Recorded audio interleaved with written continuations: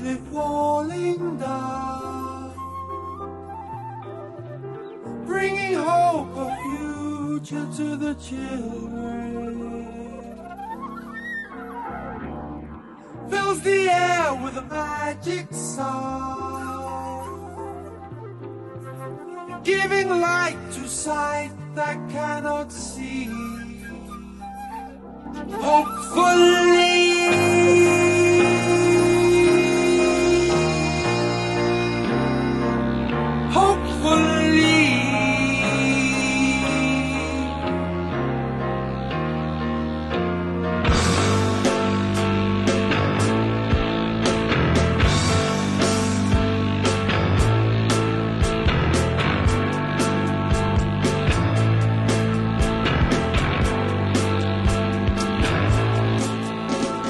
Chris Squire's bright, highly energetic Rickenbacker bass sound was always the low-end backbone of Yes. He developed a raspy signature sound and playing style which was much more upfront and rhythmical than most other bass players. Together with his strong songwriting talents, Squire was an important part of Yes's success. In the early 1970s, Yes in many ways were the most innovative and ambitious band of their generation. They were writing, performing, recording and touring at a frantic pace. As a result, between 1975 and 1976, the five members decided to step off the fast-paced treadmill to allow some time out to work on their solo endeavours. This wasn't a popular move with their record company, who were anxiously awaiting another big-selling Yes album.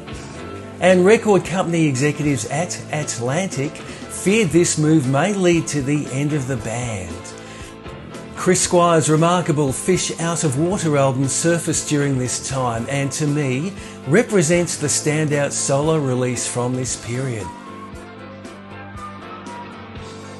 And following the dramatic ascent to superstardom of Yes in the early 1970s, the members are able for the first time to indulge in unprecedented levels of wealth. And in December of 1972, Squire purchased a stately home in Virginia Water, Surrey, called New Pipers, which at one time was the largest thatched house in southern England.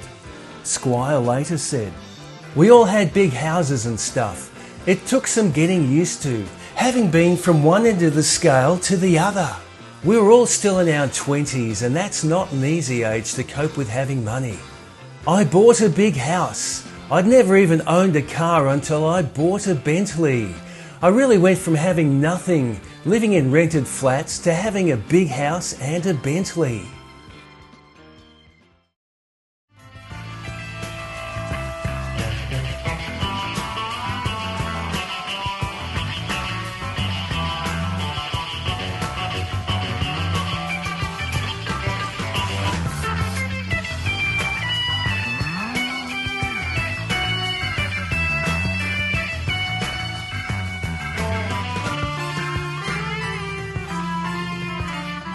Before long, Squire began work on installing a home studio in the basement at New Pipers, and in 1974 recorded the Relayer album there with Yes and Eddie Offord as the recording engineer. Squire decided to steer away from recording an album with a grand synthesizer sound, which had been a hallmark of Yes, opting instead for a more symphonic approach. This was an opportunity for Squire to again collaborate with Andrew Price Jackman. So who was Andrew Price Jackman? Well, apart from being a childhood friend, you may remember that both Squire and Price Jackman were in a rhythm and blues band called The Selfs, which led to the psychedelic rock group The Sin. The two then went their separate ways when Squire joined Mabel Greer's Toy Shop, which eventually led to the formation of Yes in 1968. Masquerading leaves of blue run circles round the morning dew in patterns understood by you, reaching out beyond and before.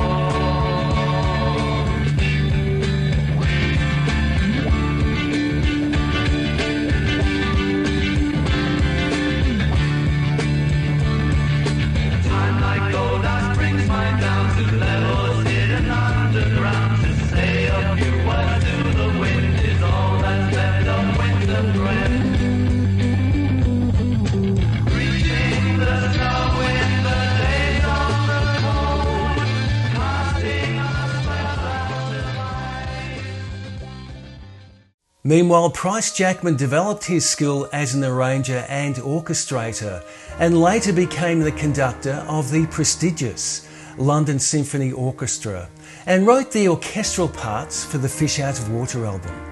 Here is an example of a short classical piece written by Price Jackman in a warm, placid pastoral tone called Formal Gardens, released in 1978, which I think nicely demonstrates his wonderful compositional talent.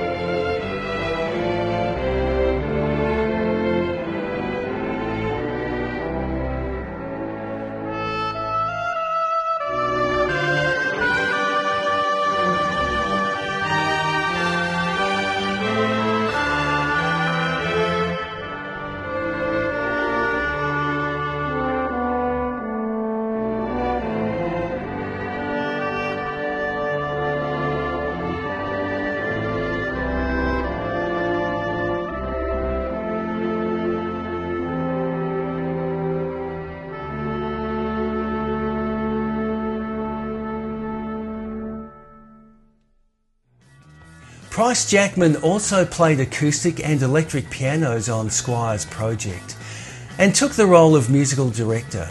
In addition, Squire recruited the following musicians for the album: Bill Bruford on drums and percussion, who left Yes after the recording of Close to the Edge. Following the demise of King Crimson after the release of the Red album, Bruford became a session player. Squire liked Bruford's distinctive rhythmical approach, his precision, creativity and energy, and Bruford's part in the recording took place between February and April 1975 at the Pipers. Patrick Moraz was also recruited but only appeared on one song. Moraz had a background in both classical and jazz music and had previously been with the prog rock bands Main Horse and Refugee, before becoming the keyboard player with Yes, following Rick Wakeman's first departure from the band. And you may recall that Moraz was also working on his own solo album at the time.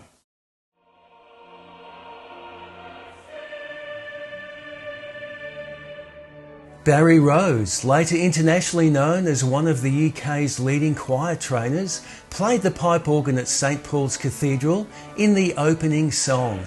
Incidentally, Rose had been organist and choir master at St Andrews, Kingsbury, where he directed a young 6-year-old Squire as a treble, with Andrew Price Jackman and Andrew's younger brother Greg as choristers.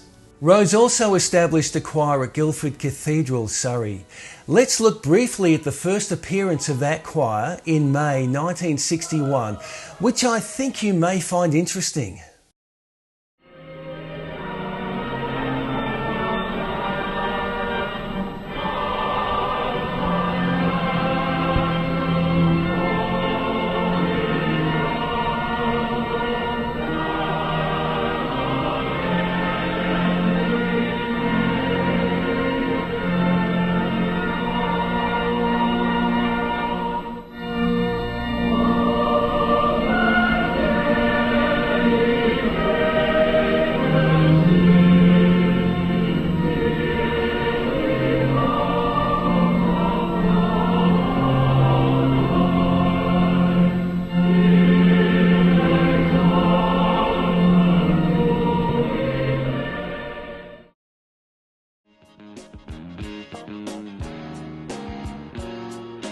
Hold Out Your Hand.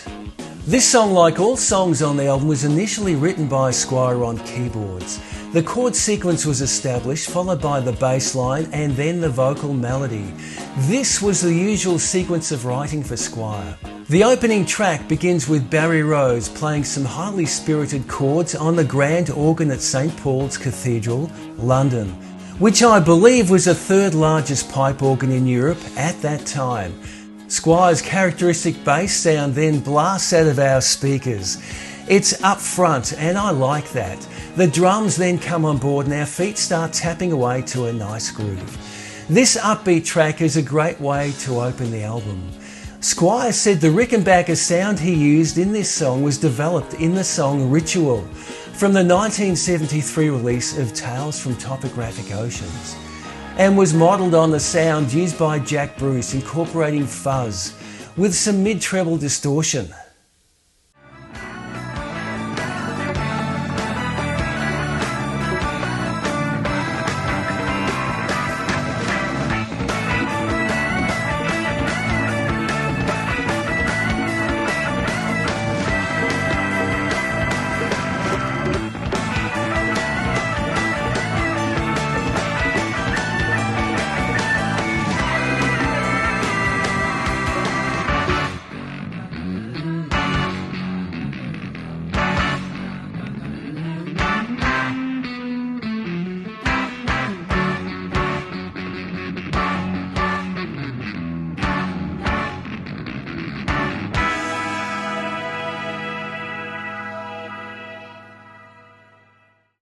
Contributions were also made by multi-instrumentalist Jimmy Hastings on flute, who had been part of the Canterbury scene, and Mel Collins, a particularly in-demand session player in the 1970s, on tenor and alto saxophones. Chris performed lead and backing vocals and played bass guitar and 12-string electric guitar. Squire said the following about the video I'm about to show, which features some members of the London Symphony Orchestra without a conductor. Squire said, "We were all miming, everyone was miming. But you know, that was a London Symphony Orchestra, and they were on their way into work to rehearse for the day or whatever. And I only had them for like half an hour to do just that. And the whole session for that orchestra in those days cost me £3,000. So that's why it had to be a mime. If I wanted to really have them play, it would have been financially impossible." Organist Barry Rose doesn't appear in this video, and early on we see Andrew Price Jackman on the keyboard before the appearance of Patrick Miraz, who didn't record any part of this song on the organ. So this was simply a way of introducing the artists on the album. Hold Out Your Hand is a great opening track, and there are actually many time signature changes typical of Squire's writing which may not be obvious, and I'll show you these as we progress through the piece. Squire also uses a Fireglow Rickenbacker bass here, not his famous cream coloured Rickenbacker, and he has a Fender bass amp.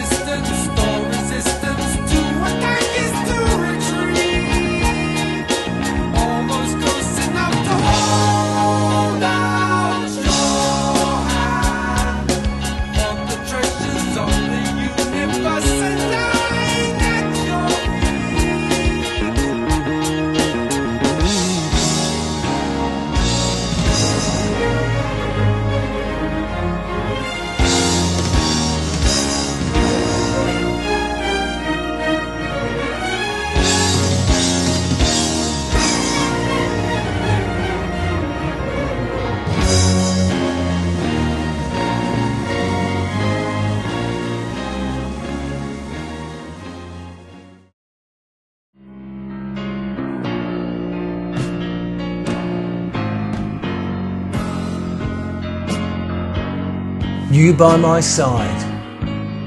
You By My Side is a symphonic rock song with heartwarming lyrics in a 3/4 time signature. The song begins with Price Jackman playing a grand piano. We hear beautiful orchestration with some pastoral interludes supporting a wonderful and melancholic vocal melody. After the first verse, we hear Jimmy Hastings and his beautifully paced flute playing.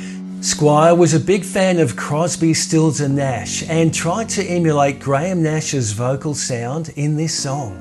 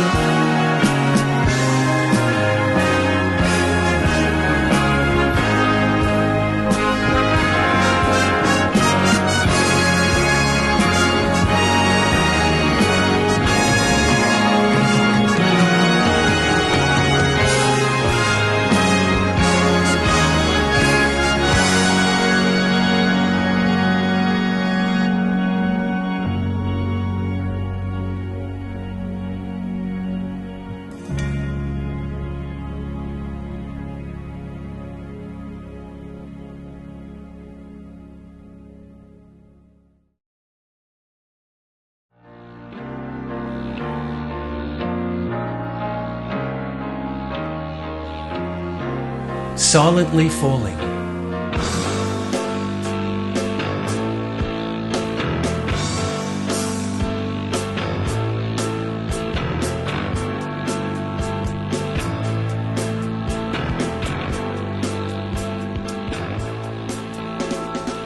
The next song, Silently Falling, is the first of two epic songs on the album, with a running time of 11.5 minutes. It closes side one and is one of the high points on the LP.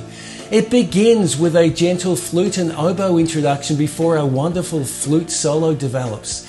Then the rhythm section enters proper and a driving rock rhythm develops. This sets the scene for a fiery Hammond organ solo by Mraz, which I'm pretty sure was performed on a Hammond C3. Squire described this as one of the best Hammond solos I've heard.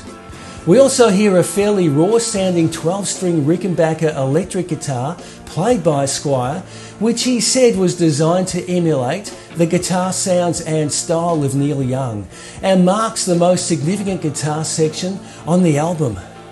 And I particularly like the section just before the 8-minute mark, where we hear the lyrics silently falling. These two simple words create imagery of a delicate, romantic word painting.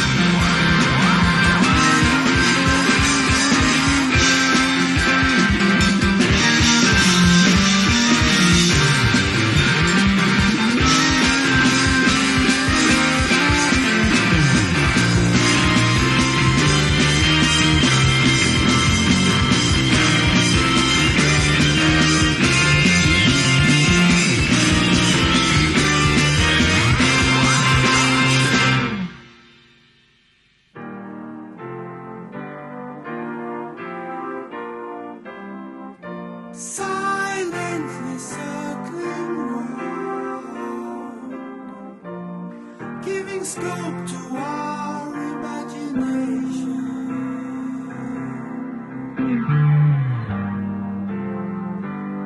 stills the sea, restores the ground, breathing life to life that could not breathe. Hopefully,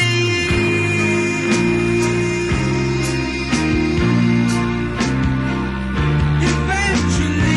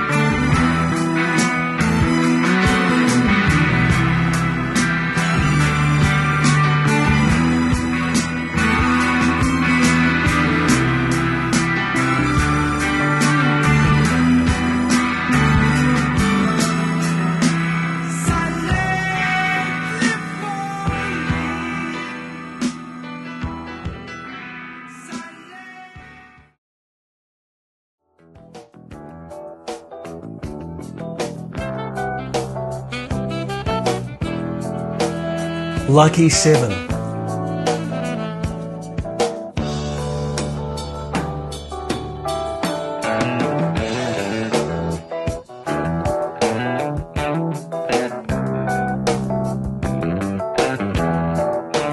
Lucky 7 is the opening track on side 2, and the title stems from the fact that it was written in 7/4 time. It has a jazzy undertow. The Fender Rhodes was played by Andrew Price Jackman, and Squire played a Fender Telecaster bass with an extra pickup, which was later stolen from Squire's studio. At the end of the song, we hear an alto sax solo played by Mel Collins, recorded in 2 takes, over some soprano sax. After an intense instrumental crescendo, the song ends in a serene and peaceful manner.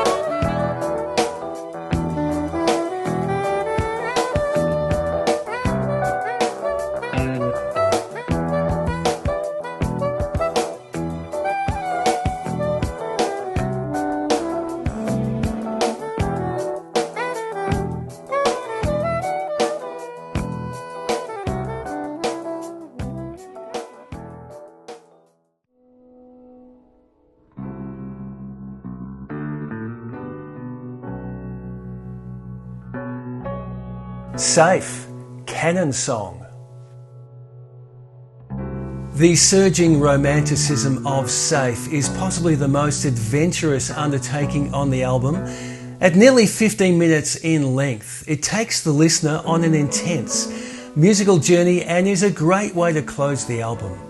The vocals finish before the 5-minute mark, and Price Jackman suggested that he would write an extended grand triumphant orchestral piece to close out the track. The name canon is a borrowing from classical music. In a traditional canon, the initial melody is called the leader, and the imitative melody, played with a different voicing, is called the follower. I'm going to use the most famous canon, the Pachelbel canon, as an example here to show you how a musical canon works.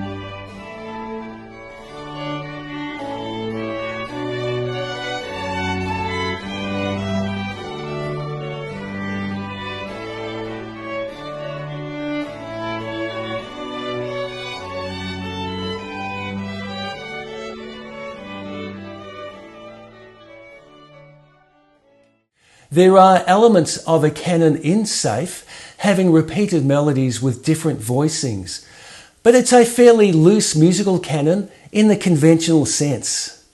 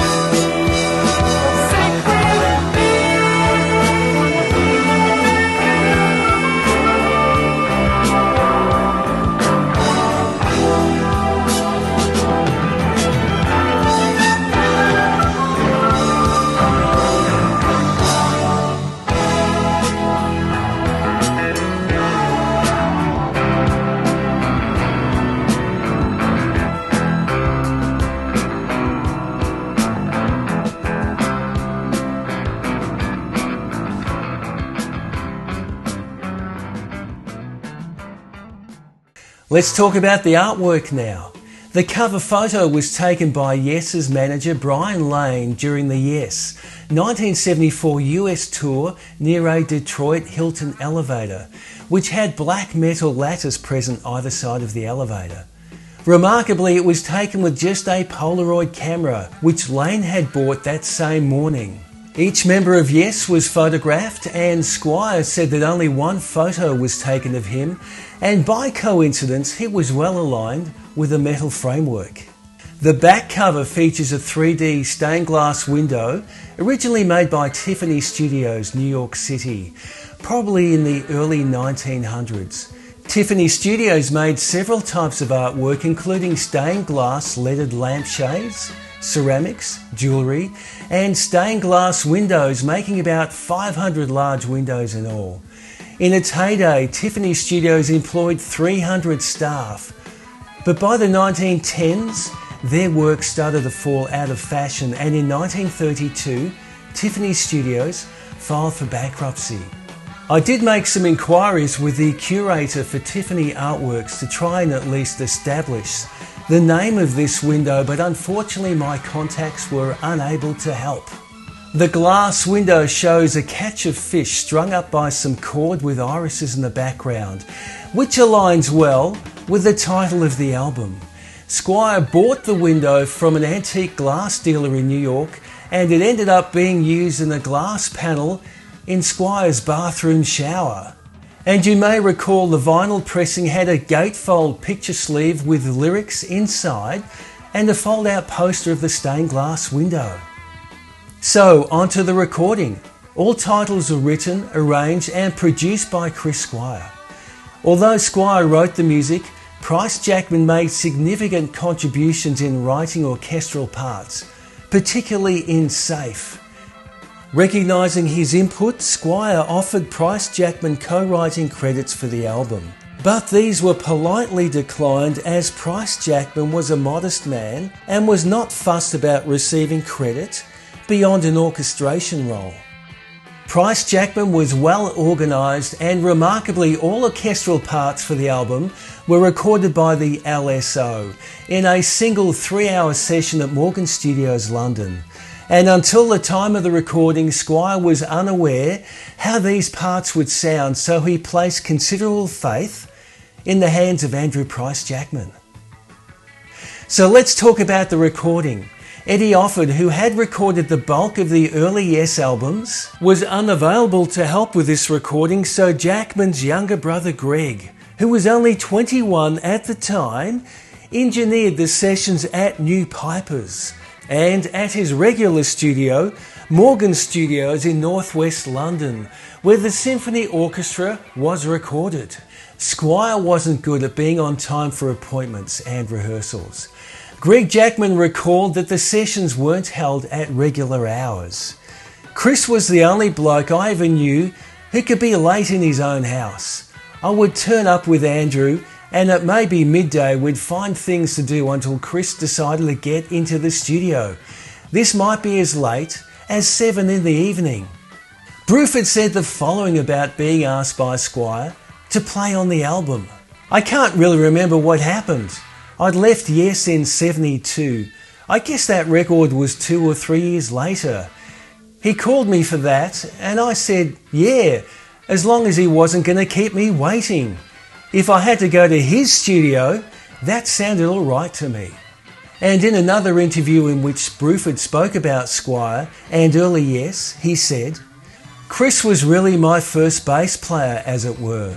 I was so little experienced, hence the move to King Crimson to gain some more, that I didn't really know what bass players could do, or did, or might want to do. I didn't think it weird at all that Chris seemed to be adopting a rather plectrumy, trebly sound on the bass, and that he wanted it to be as predominant as a guitar part. Mraz said the following: he had a kind of halo around him, if I can put it like that. His instructions could be extremely meticulous in terms of the arrangement, the sound, the balance and so on. Mraz also regretted that his wish to record another album with Bruford, Squire and himself as a trio didn't materialise. If only we had been able to do a trio album, just the three of us. Man, it could have been absolutely unbelievable. And about the album, Mraz said, what Chris did was create a kind of momentum and set the bar for each of us to come up with a solo album that was as good as his. So how do we sum up this album? Well, I think it's a great album. I believe it is also the best release during this period of solo releases by the band members, some of which were disappointing on the whole. So Squire really set a high standard for the other members to match. And in many ways, he defied the odds. With its sheer inventiveness and creativity, Fish Out of Water stands up well alongside albums recorded by Yes. The range and reach of Fish Out of Water is impressive. We hear a clear emphasis on the classic Yes rhythm section of Bruford and Squire, and we also hear Squire's solo voice for the first time. Overall, the album is clean, melodic and dramatic. Squire was 27 at the time of the release. Initially, we may have thought this album could have been an opportunity for Squire to present solo works in the style of The Fish, for example, in an elaborate showcase of his bass playing. Instead, although we hear Squire's virtuosic playing throughout, he serves the needs of strong compositions rather than placing himself centre stage. He also knew when not to play or if only one note was needed in a section of music. The title Fish Out of Water is a nice play on words. It suggests that Squire was feeling vulnerable, as for the first time he was writing and performing without the members of Yes. However, the strength of the material on this record proved otherwise. There is not much guitar on the album, and what guitar there is was played by Squire using an electric 12-string Rickenbacker guitar. Perhaps the biggest reason that neither lead guitar nor synthesizer parts are missed is due to Jackman's vivid, elegant and lush sonic backdrops, which added a sense of grandeur to this first-class piece of symphonic rock. Earlier, I showed the promotional video Squire organised for the songs Hold Out Your Hand and You By My Side. In the US, Lucky 7, the most American-sounding track, was released as a single by the record company, even though that song was very different to the album as a whole. Incidentally, as you may know, the song Parallels was also written during this time, but Squire felt that this song sounded a little too different for this album, and of course that song ended up on the Going for the One album, recorded during 1976 and 1977. Squire did speak about a follow-up solo album of all original songs for years to come, but this never happened, as I guess his new material was being consumed by collaborative efforts with Yes and other musicians. Also, the very sudden death of Andrew Price Jackman in 2003 reduced the opportunity to create an album with similar aspirations. And of course, the use of orchestral parts were not new to Squire or Yes, as the band had previously incorporated these on the Time and a Word album.